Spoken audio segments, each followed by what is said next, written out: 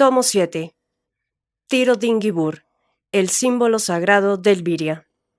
A. Significado del laberinto exterior de Botán.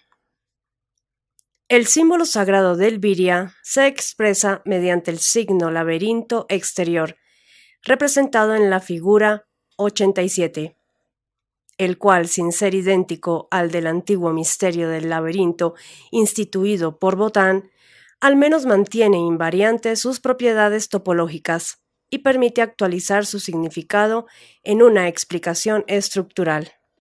Una descomposición analítica de los elementos rúnicos de este signo demuestra la presencia de 3 runas: las runas Tir y Odal, que forman la sagrada runa Tir-Odal, figura 84, y la runa Gibur, que ya vimos en las figuras 62 y 63. De allí que el signo laberinto exterior se lea Tiro Dingibur, nombre con el que se le conoce desde remotos tiempos por los iniciados en el misterio del laberinto. Pero las 3 runas evidentemente no son de la misma naturaleza. Mientras las 2 primeras aparecen con trazos llenos, la última se configura como un espacio entre líneas llenas. Esto se debe a que Tir y Odal son runas limitantes, en tanto que Gibur es una runa conducente. En general, a la sagrada runa Tir-Odal se la denomina en la sabiduría hiperbórea como runa limitante del laberinto exterior de Botán, y a Gibur como runa conducente del laberinto exterior de Botán. Estas diferencias se harán claras si consideramos al Tiro Dingibur de la figura 87 como el plano de un laberinto de piedra, es decir, como el plano de la construcción estratégica que en la sabiduría hiperbórea recibe el nombre de cámara hiperbórea para la iniciación en el misterio del laberinto. En ese caso, los trazos llenos representan a las paredes limitantes del laberinto de piedra, en tanto que los pasillos conducentes se conforman por el espacio entre las paredes limitantes. Con otras palabras, por el pasillo con forma Gibur se ingresa a los meandros limitados por las paredes con forma Tir-Odal. Con una cámara hiperbórea Tiro Dingibur se puede explicar analógicamente el misterio del laberinto, permitiendo ello una primera aproximación a su función operativa. Refiriéndose a la figura 87, por ejemplo, podemos resumir el misterio del laberinto en muy pocas palabras. Consiste en entrar por alfa y salir por tau.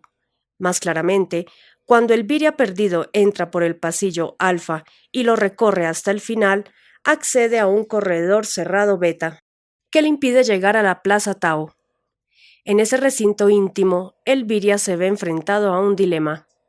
Para continuar buscando la salida, debe optar entre el pasadizo lateral gamma o el pasadizo lateral delta. Sin embargo, ninguna de tales opciones le conducirá finalmente a la plaza tau. Si toma por el pasadizo gamma, tendrá que detenerse en los corredores cerrados epsilon o eta. Si toma por el pasadizo delta, su paso se interrumpirá en los corredores cerrados teta o zeta. Evidentemente, si el Viria perdido repite varias veces el recorrido de las distintas galerías, acabará concluyendo que las paredes limitantes rodean por todas partes a la plaza tau. Entonces, si no está dispuesto a claudicar en su búsqueda, es posible que surja en su yo la intuición noológica de la verdad. En alguno de los 5 corredores cerrados, beta, epsilon, eta, zeta, teta, debe existir una salida secreta, un pasaje hacia la plaza tau. Mas, ¿en cuál? Y en este interrogante se sintetiza lo que de misterioso tiene el misterio del laberinto.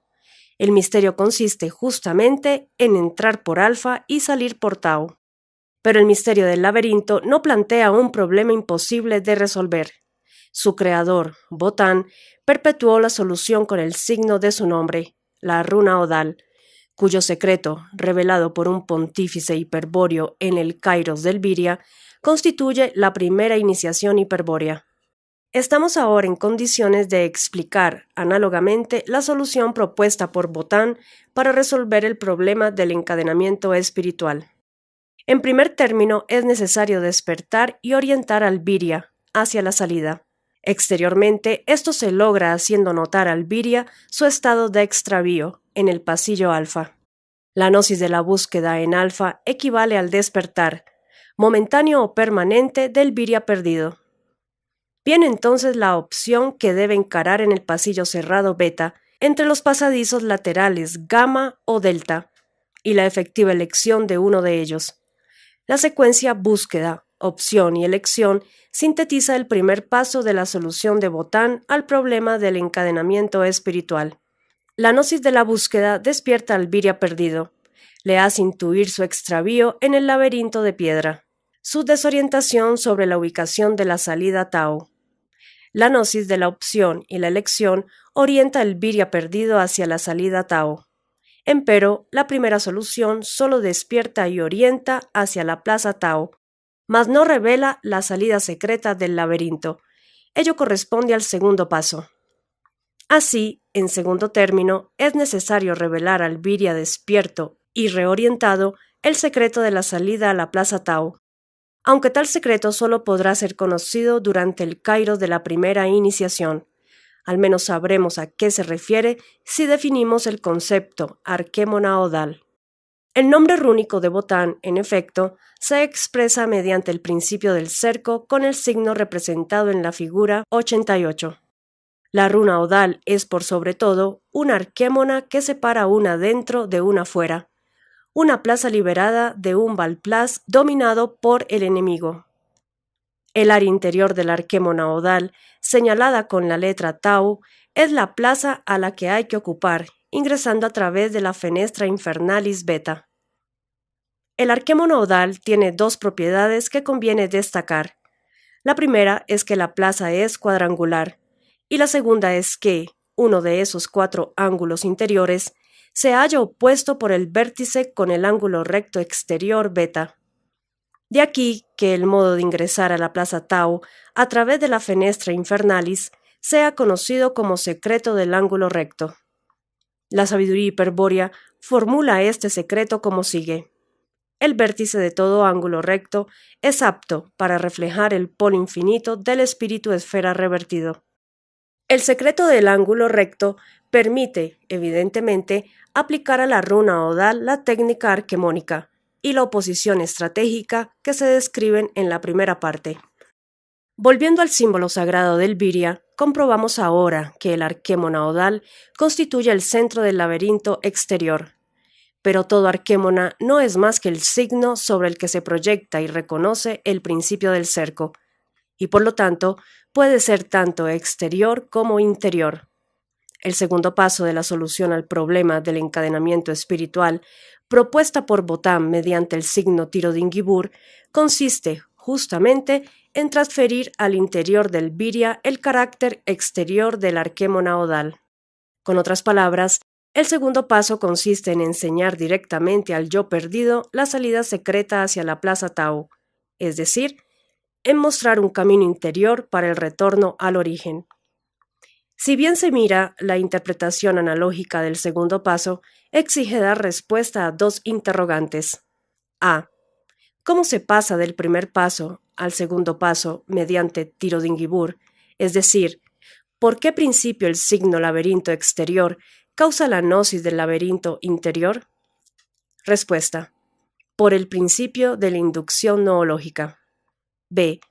¿Por qué principio la gnosis del laberinto interior revela la salida secreta, el camino exacto del regreso al origen? Respuesta. Por el principio iniciático del aislamiento del yo.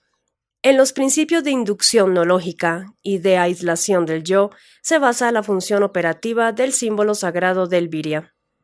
El significado de Tiro-Dingibur, búsqueda, opción y elección, despierta y orienta al viria hacia la plaza Tao.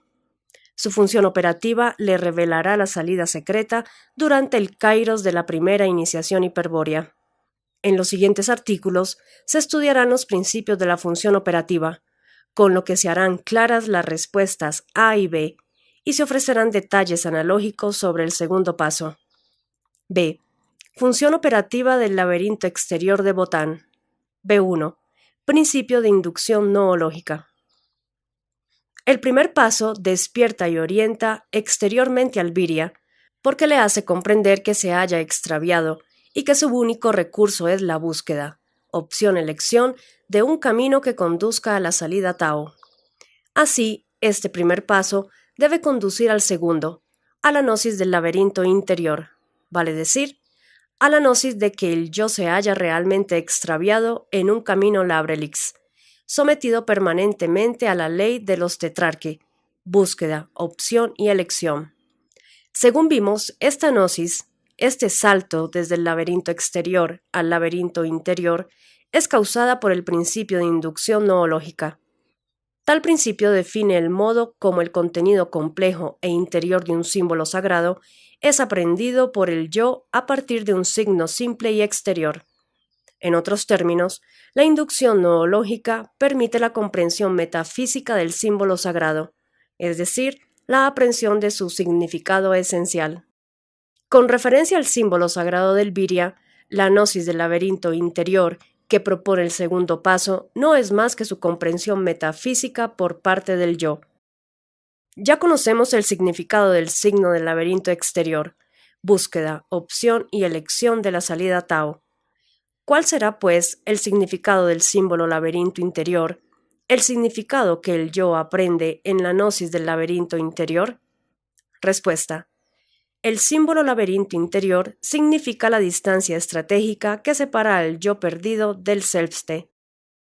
Todo símbolo sagrado es la apariencia sémica de una verdad metafísica.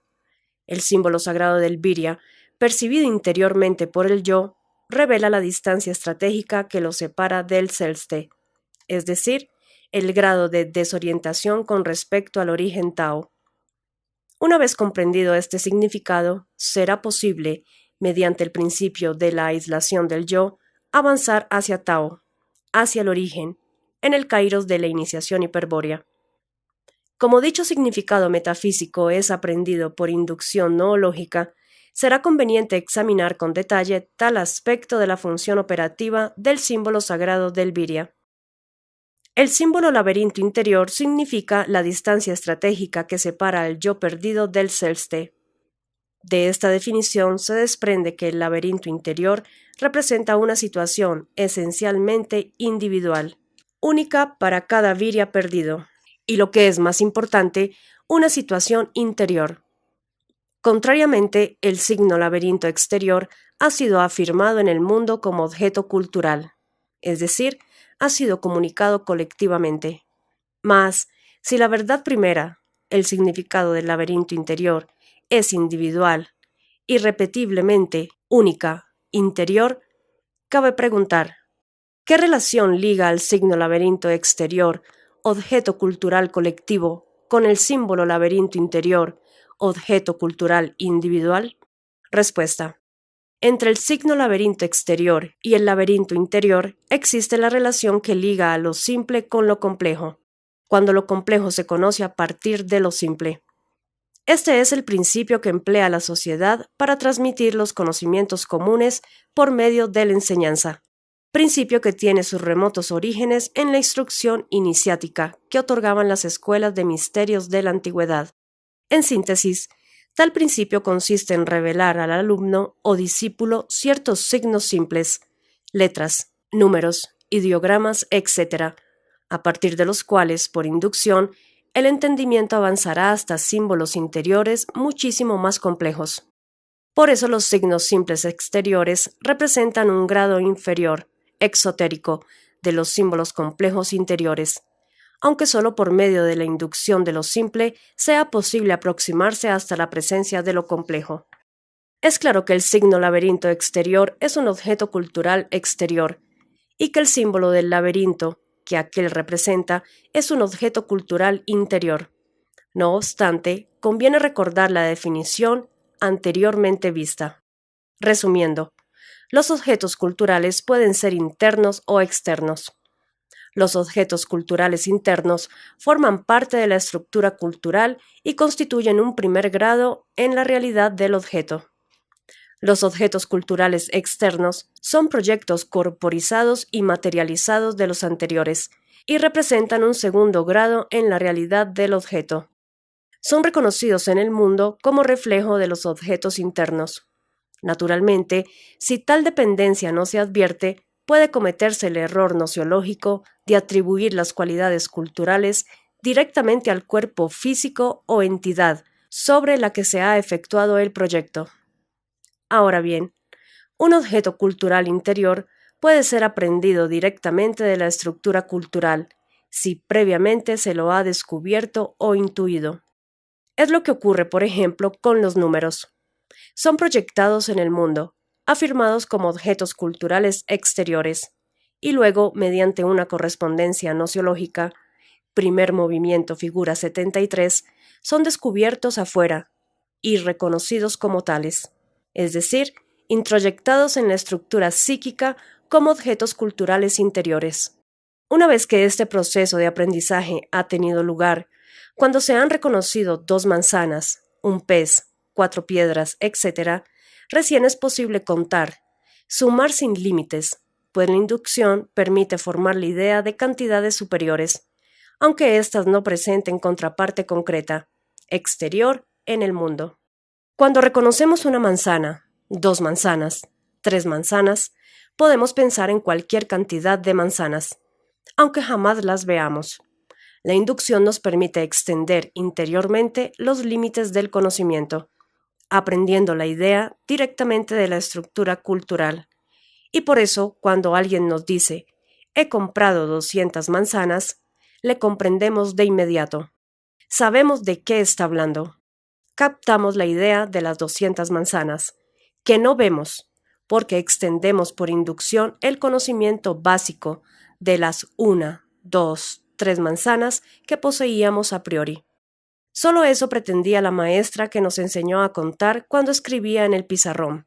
1 más 1 más 1 igual a 3. Quería que descubriéramos los números y aplicáramos la inducción para extender el conocimiento. Pero nosotros no aprendíamos solos.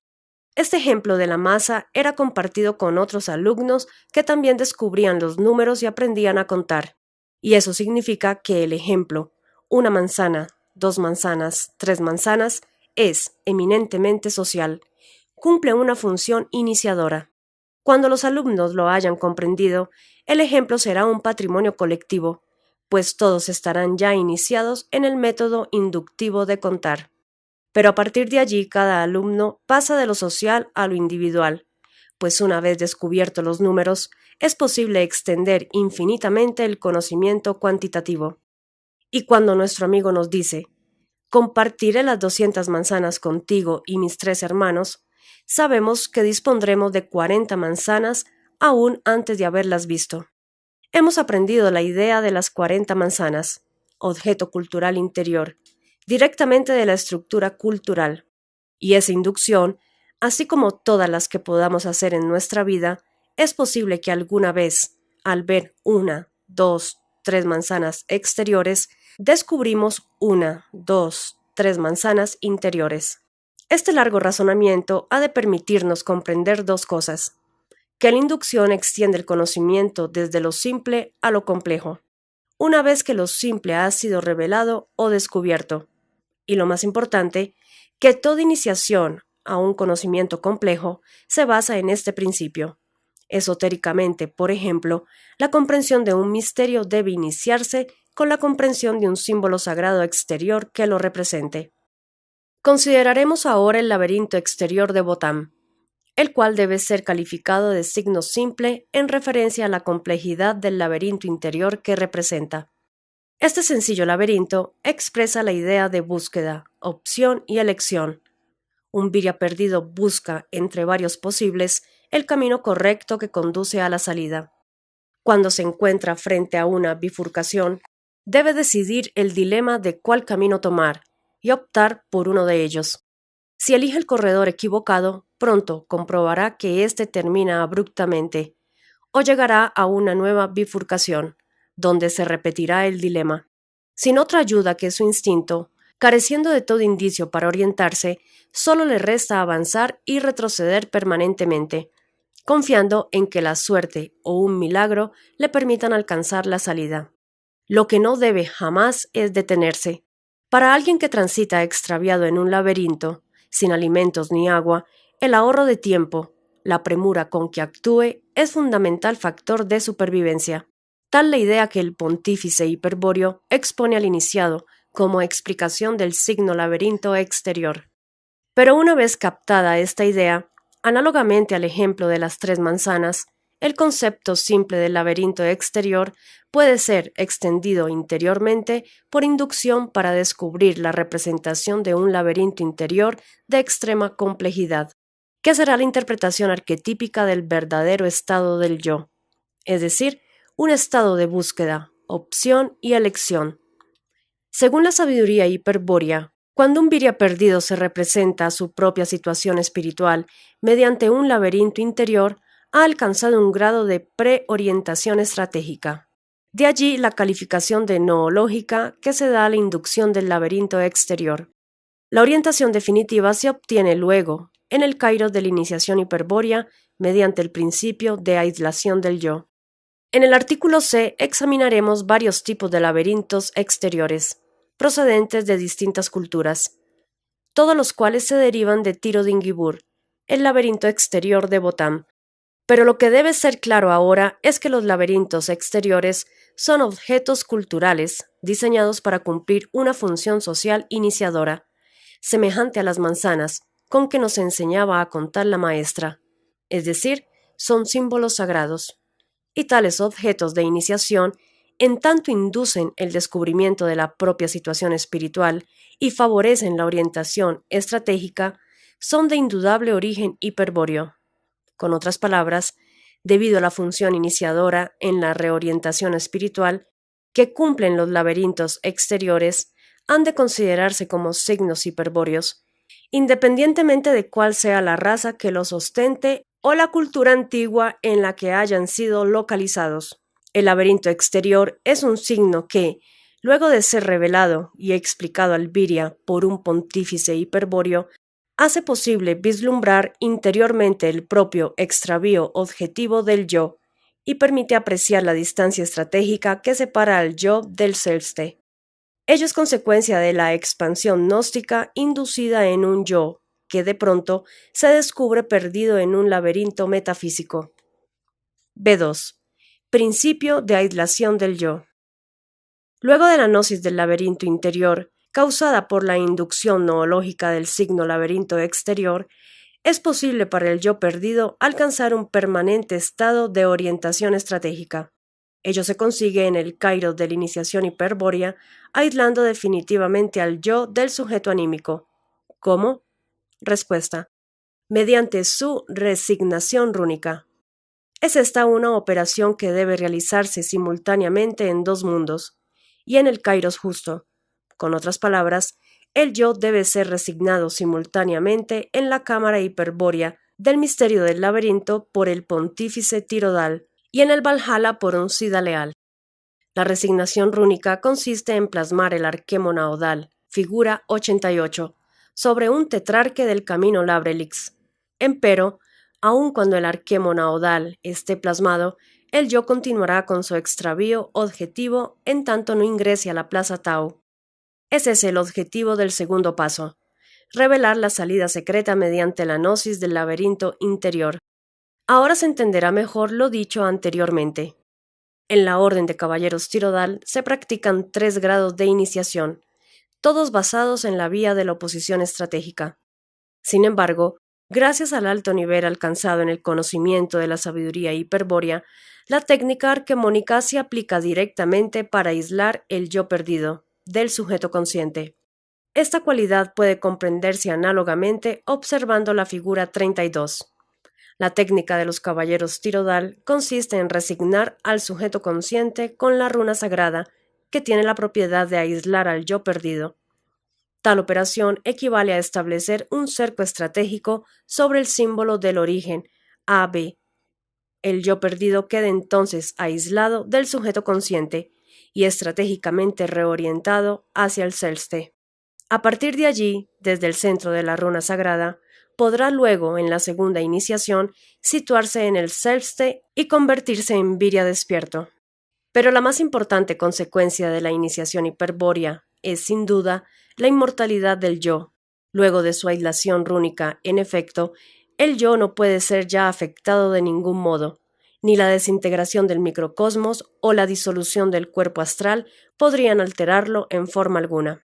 Por el contrario, la aislación del yo, el conocimiento de su inmortalidad, elimina para siempre la angustia y transforma al iniciado hiperbóreo en un guerrero temerario. Un guerrero que, según se dijo, aguarda el fin de la historia para emplear su terrible poder. Ahora bien, no basta la resignación con el arquemonaodal para aislar al yo. Es necesario que éste ingrese en la plaza Tao durante el kairos de la iniciación. ¿Cómo lo hará? Respuesta: empleando el secreto del ángulo recto, que el pontífice le revelará para que atraviese con éxito la fenestra infernalis beta. Esa es la verdadera salida secreta, la que abre el secreto del ángulo recto. Mediante la misma se resuelve el misterio del laberinto. Es posible entrar por alfa y salir por tau. Solo entonces, cuando el yo ha ingresado, a través del ángulo recto beta, a la plaza tau, el viria es un iniciado hiperbóreo, un caballero tirodal. Solo entonces, su yo está rúnicamente aislado e inmortalizado.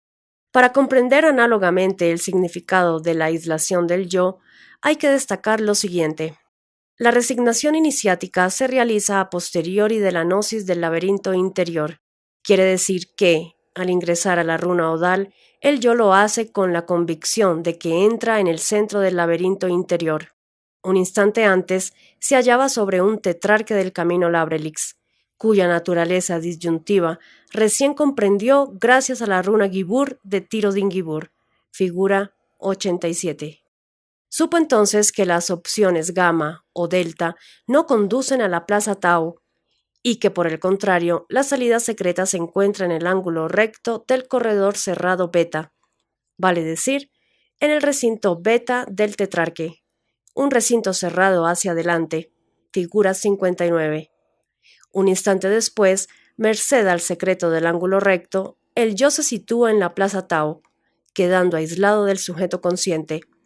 Debajo del tetrarque está el monarque, el instante de tiempo inmanente en el cual está habitualmente sumido el yo perdido. Luego de ingresar en la runa odal, quizá por primera vez, la fuerza volitiva del yo perdido le permita dominar al sujeto anímico, y no será arrastrado por su corriente temporal. Y ello será posible porque el yo ya no buscará a ciegas la orientación hacia el Selbste, y su fuerza volitiva no podrá ser aprovechada para el objetivo microcósmico de la finalidad del pasú, desde el momento que fue aislado del sujeto consciente. En efecto, el yo ya no necesita buscar orientación. ¿Por qué? Respuesta: porque el Selbste está desde entonces y para siempre a la vista del yo aislado.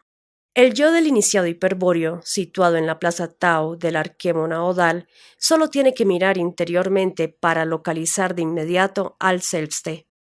Él mismo se aparece como un astro interior, como un planeta Venus, como un lucero siempre presente en el horizonte del yo.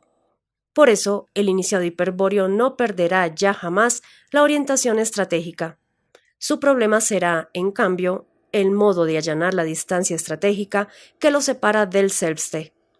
Pero la solución a ese problema, constituir la escalera infinita, es el misterio de la segunda iniciación hiperbórea.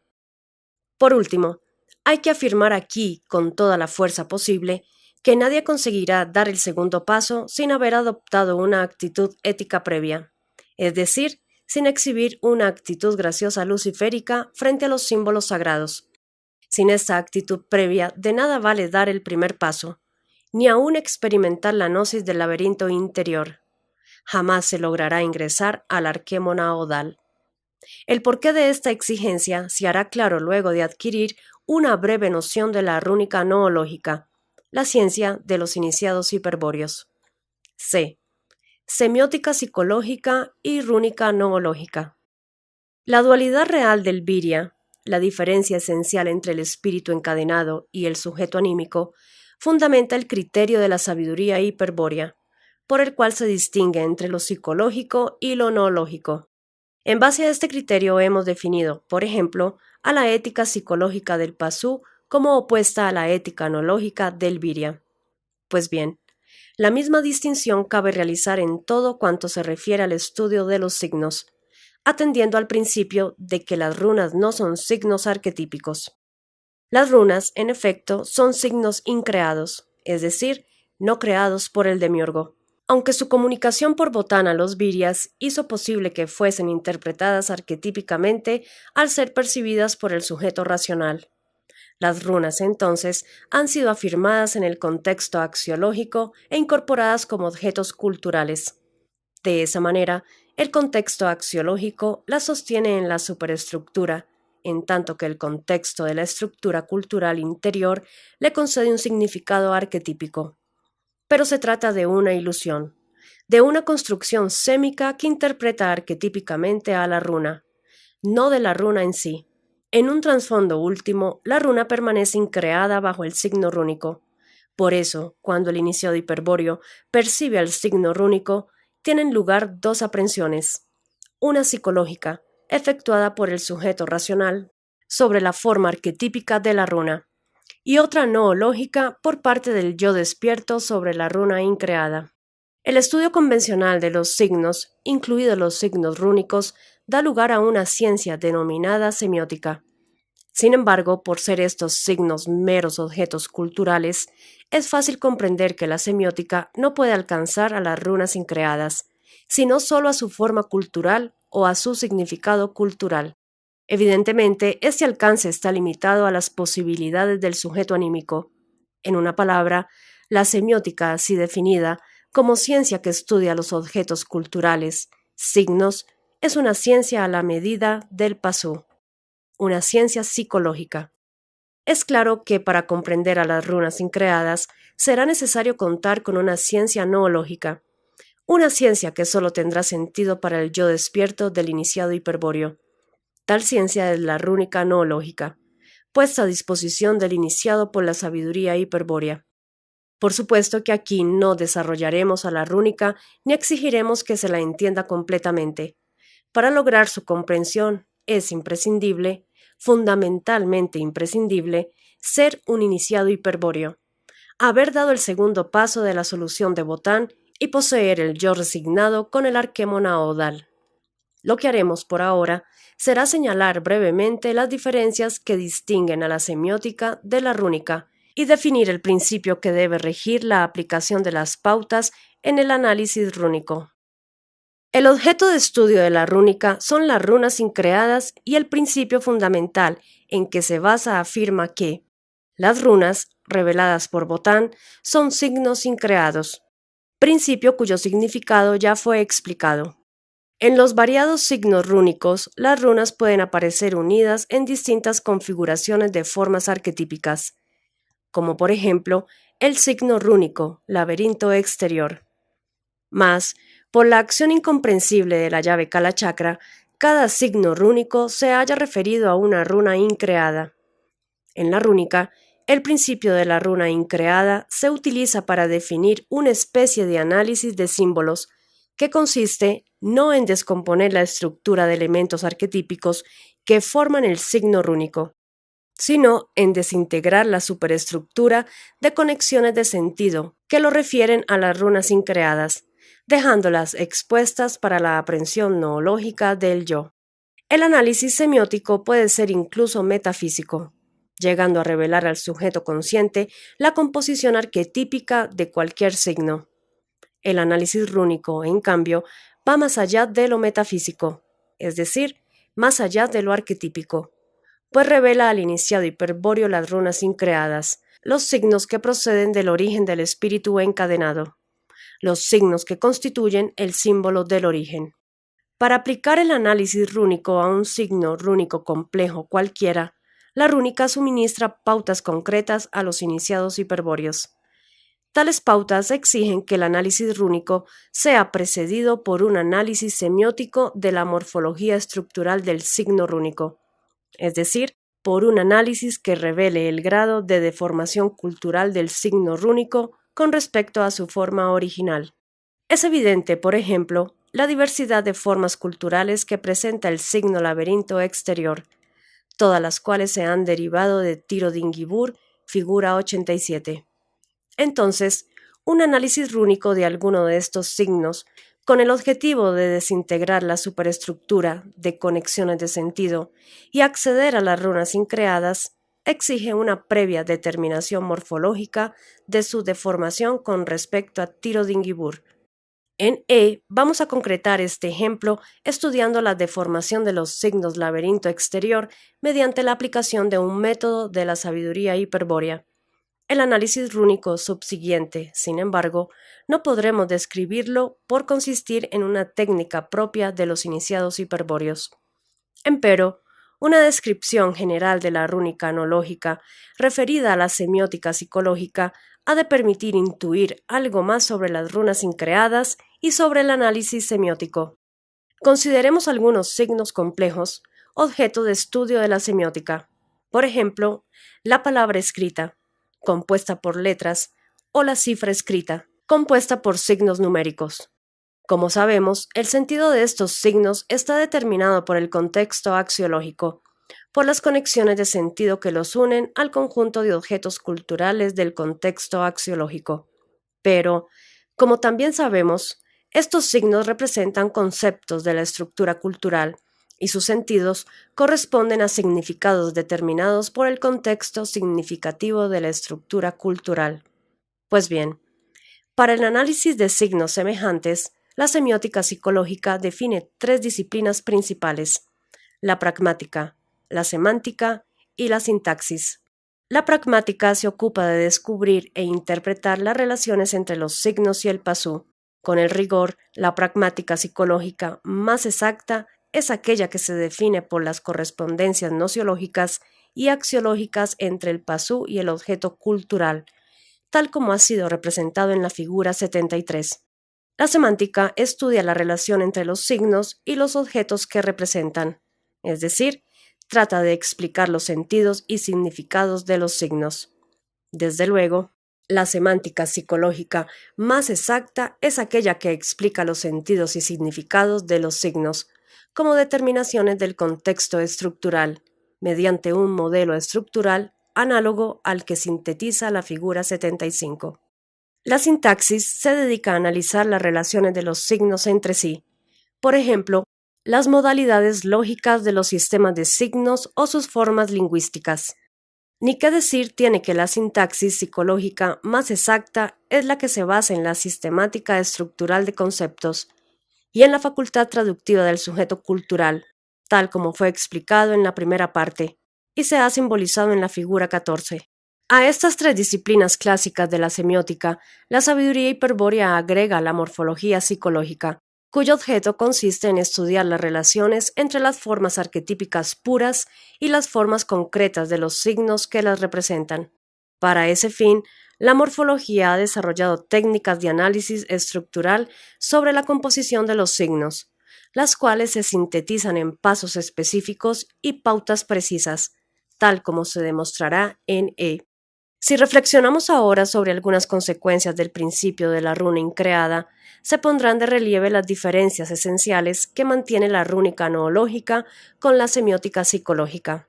Ante todo, hay que advertir: por ser signos increados, no existe contexto significativo posible para las runas, ni en el macrocosmos ni en el microcosmos. A poco que se medite esta consecuencia de la runa increada, se habrá de admitir una importante conclusión. Sin contexto significativo no hay relación posible. Vale decir, las 13 más 3 runas increadas, reveladas por Botán a los virias, no están en absoluto relacionadas entre sí, ni es posible efectuar realmente una conexión entre ellas. Ni siquiera es posible concebir tal conexión. Lo que ocurre es que, por efecto de la llave Kalachakra, existen signos rúnicos, representativos de las runas increadas, los que sí pueden ser conectados entre sí. En el signo complejo Tiro-Dingibur de la figura 87, por ejemplo, están conectados los signos rúnicos representativos de las runas Tir, Odal y Gibur, pero los signos rúnicos son arquetípicos, y por eso es posible su interconexión, y son concebibles los más diversos tipos de relaciones semióticas, es decir, psicológicas. Las runas increadas, por el contrario, están fuera del alcance de lo psicológico, vale decir, no pueden ser ni aprendidas ni relacionadas por el anímico. Solo el yo, el reflejo del espíritu eterno, en su esencial instancia infinita, puede coincidir gnósticamente con las runas increadas. Mas, y en esto se sintetiza el misterio del origen. Si el yo percibe a las runas increadas, se percibe a sí mismo. ¿Por qué? Respuesta: porque las runas increadas, como el Viria, participan del infinito actual. De aquí que la gnosis de las runas increadas sea una experiencia extática del iniciado hiperbóreo, y que la sabiduría hiperbórea afirme la existencia de 16 éxtasis rúnicos. Pero, fuera del éxtasis rúnico, que es la experiencia noológica de cada runa increada, las runas no pueden ser relacionadas entre sí. ¿Por qué? Respuesta: porque no es posible relacionar el infinito actual que las ilimita. Ahora bien, si las runas increadas están ilimitadas por el infinito actual y es imposible establecer una relación entre ellas, es claro que la rúnica noológica, la ciencia de los iniciados hiperbóreos, ha de carecer de sintaxis. Sin embargo, las 13 más 3 runas increadas constituyen la lengua de los pájaros, la lengua tirodal de los Ciudad Leales de Agartha, revelada por Botán en el libro de cristal. Estamos, pues, ante la presencia incomprensible de una lengua carente de sintaxis. En verdad, una paradoja causada por el infinito actual. Mas, en tanto que elementos fundamentales de la lengua de los Ciudad Leales, las runas increadas son significativas, por lo que la rúnica define una semántica noológica.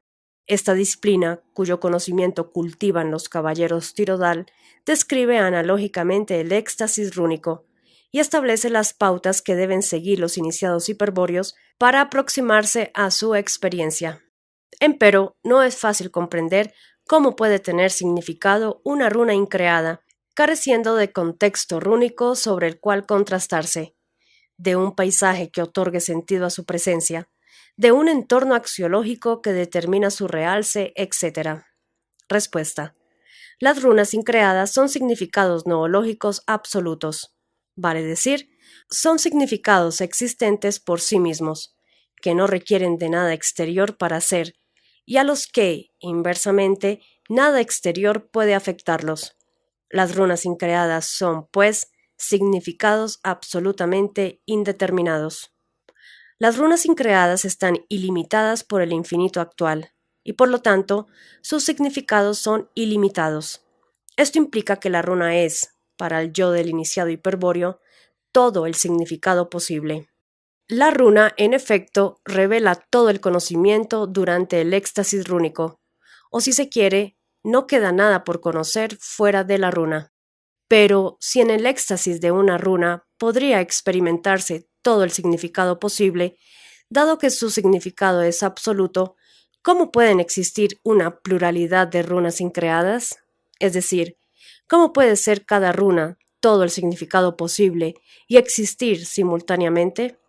Respuesta: se trata aquí de otra paradoja real causada por el infinito actual. En verdad, al espíritu hiperbóreo encadenado por la clave genética le resulta imposible percibir extáticamente más de una runa increada, debido a la focalización de su yo infinito como Selbste. Figura 30. El Selbste, que es quien experimenta el éxtasis rúnico del iniciado, solo puede coincidir con una runa por vez, porque su infinito actual la ilimita y separa absolutamente de las otras. Mas la runa no es el Selbste. Se trata de dos seres diferentes, y por eso el Selbste se puede retirar de la runa poniendo fin al éxtasis. Es posible entonces experimentar otra runa, que también será todo el significado posible, y sin embargo distinto de la runa anterior.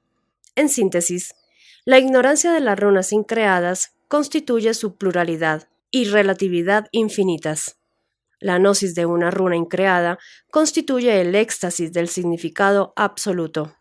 Y aquí es donde debe buscarse el principio de la lengua de los pájaros, de la lengua tirodal de los iniciados hiperbóreos, de la lengua cuyas palabras no admiten sintaxis, pero expresan todo el significado posible. Es la sucesión de éxtasis rúnicos. el ir y venir del Selbste a las runas increadas, lo que constituye el hecho de la lengua tirodal. Una sucesión, un ir y venir, que es prueba del encadenamiento espiritual. Una lengua que no tiene sentido más allá del origen, que no puede existir para un espíritu esfera normal, no revertido, para un espíritu hiperbóreo eterno e infinito. Una lengua, en fin, que en tanto sucesión de éxtasis rúnicos es representada en la semántica noológica con el signo sig. Ahora bien, no obstante las reservas que suscita una lengua cuya razón de ser radica en la caída y el encadenamiento del espíritu, su dominio es considerado prueba de la más elevada espiritualidad por la sabiduría hiperbórea.